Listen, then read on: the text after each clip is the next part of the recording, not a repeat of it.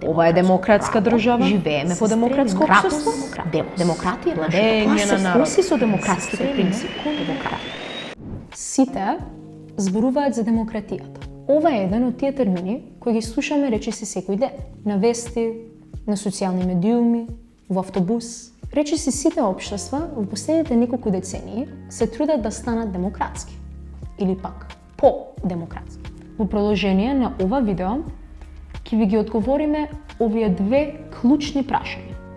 Што е демократија и како се спроведува демократијата? Демократијата е систем на владење каде што владаат граѓаните. Спротивно на тоа се автократските принципи на владење, каде моќта на одлучување за сите е во рацете на една личност. Значи, сите 2 милиони граѓани одлучуваат, владеат и пишуваат закони секојдневно? Не.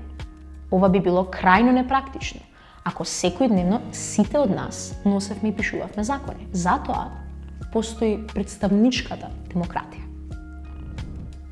Ова е собранието на Република Северна Македонија.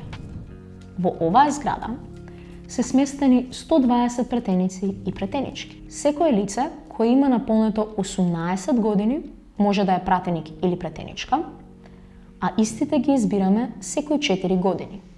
Нивната задача е да ги представуваат нашите интереси и нашите права. Токму затоа, многу е важно да имаме представници пропорционално од секоја општествена група. За жал, во нашето собрание има само една општествена група која е значително представена. Погодивте? Да, тоа се мажите. Тие се во поголем број, жените се во многу помал број, лица со попреченост речиси и нема, а нема ниту едно лице кој се идентификува како ЛГБТИ+ лице. Од сите 120 пратенички места, само едно и припаѓа на пратеничка ромка и само едно и припаѓа на пратеничка младо лице до 29 годишна возраст.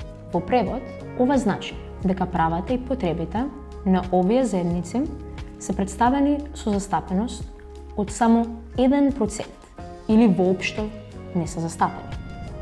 Ова е дел од причината зошто состојбата со човековите права на овие малцински групи во нашата држава е толку лоша.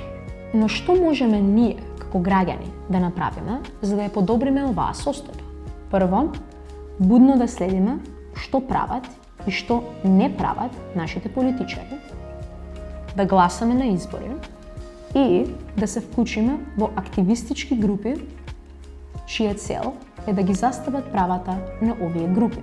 Преку активизмот можеме да извршиме политички притисок кој ќе ја унапреди демократијата во нашата држава.